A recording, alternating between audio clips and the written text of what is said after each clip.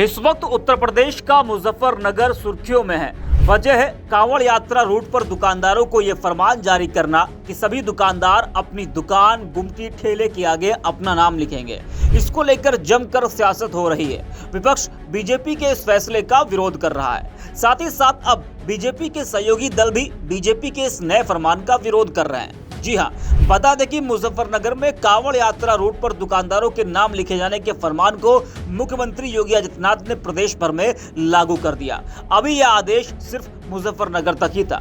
फैसले के बाद अब प्रदेश के सभी कांवड़ यात्रा रूट पर पड़ने वाले रास्ते की हर खाने वाली दुकान या गुमटी, ठेले के मालिकों को अपने नाम का बोर्ड यानी अपना नाम लिखवाना होगा। इसे लेकर योगी सरकार के कदम को बीजेपी जायज ठहरा रही है, तो विपक्षी दल इस कदम को असंवैधानिक बता रहा है। विपक्षी दलों के साथ साथ बीजेपी की सहयोगी जेडीयू और आरएलडी योगी सरकार के फैसले से सहमत नहीं है। विपक्ष के साथ सहयोगी दलों के सवाल खड़े किए जाने के बाद देखना है कि योगी सरकार अपने कदम पीछे खींचती है या फिर अपने फरमान पर कायम रहेगी।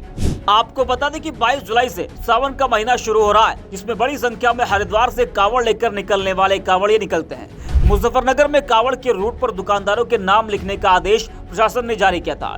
इसके बाद सहारनपुर रेंज के डीआईजी ने सहारनपुर और शामली में कांवड़ यात्रा के रूट पर पड़ने वाली दुकानों पर दुकानदारों के नाम लिखने को अनिवार्य कर दिया। मुजफ्फरनगर पुलिस के निर्देश को लेकर उपजा विवाद अब तक शांत नहीं हुआ था कि सीएम योगी आदित्यनाथ ने पूरे प्रदेश में लागू करने का आदेश दे दिया। मुख्यमंत्री योगी आदित्यनाथ ने आदेश दिया कि पूरे उत्तर प्रदेश में कांवड़ यात्रा के मार्ग पर पड़ने वाली खाने पीने की दुकान, ठेले पर संचालक, मालिक का नाम और पहचान लिखना अनिवार्य होगा। इस आदेश के बारे में कहा गया कि सावन में कांवड़ यात्रियों की आस्था की शुचिता बनाए रखने के लिए यह फैसला लिया गया है। वहीं अब योगी के इस फरमान का विरोध हो रहा है। रालोद सांसद चंदन चौहान का नाम प्लेट मामले पर बयान सामने आया है, जिसमें वो कहते हैं कि चौधरी चरण सिंह ने जाति धर्म की हमेशा खिलाफत की। चरण सिंह नहीं चाहते थे कि समाज कभी जाति धर्म में बटे। हम सबको मिलकर यही प्रयास करना चाहिए। हम चौधरी चरण सिंह जी के अनुयायी हैं, उनकी नीतियों पर चलने का काम करेंगे। क्या कुछ कहा है रालोद सांसद ने, आप भी सुनिए। देखिए, समाज में जब भी कठिन समय आए तो अपने बड़े बुजुर्गों को दिखाए हुए रास्तों को चुनना चाहिए। स्वर्गीय चौधरी चरण सिंह जी की जातीय व्यवस्था और धर्म व्यवस्था के हमेशा से खिलाफत करते आए। वो नहीं चाहते थे कि समाज जाति और धर्म में कभी बटे। हम सबको मिलके यही प्रयास करना चाहिए कि समाज जाति धर्म में ना बटे। क्या लगता है कि जो कार्य किया है कितना सही मानते हैं, गलत है, सही है? नहीं, कार्य कुछ नहीं करा। जनता समझदार है।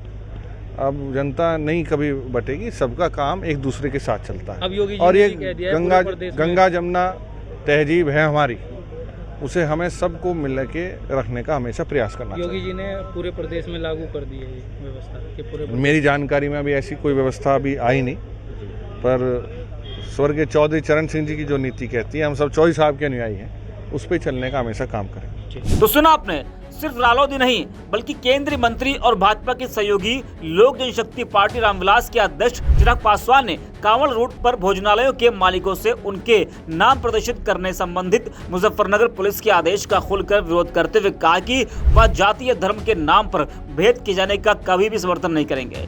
या पूछे जाने पर कि क्या वह मुजफ्फरनगर पुलिस के आदेश से सहमत है, पासवान ने कहा नहीं, मैं बिल्कुल सहमत नहीं हूँ। क्या कुछ कहा चिराग पासवान ने, आप भी सुनिए। मैं 21वीं सदी का पढ़ा लिखा युवा हूँ और मेरी लड़ाई ही जातीयता और सांप्रदायिकता के खिलाफ है। I hold this particular reason responsible for the backwardness of my state. जातीयता और सांप्रदायिकता ने ही सबसे ज़्यादा मेरे राज्य बिहार का नुकसान किया है। मैं इतनी हिम्मत रखता हूँ, बिहार जहाँ पे मैं ये मानता हूँ कि वहाँ की राजनीति जातीयता से बहुत ज़्यादा डोमिनेट होती है, सांप्रदायिकता पे आधारित होती है। ऐसे में मैं इतनी हिम्मत रखता हूँ कि बिहार के मंच पे खड़ा होकर मैं इस बात को बोल सकूँ कि मैं जात पात धर्म मज़हब में मैं विश्वास नहीं रखता हूँ, and which is true also. मैं नहीं मानता हूँ।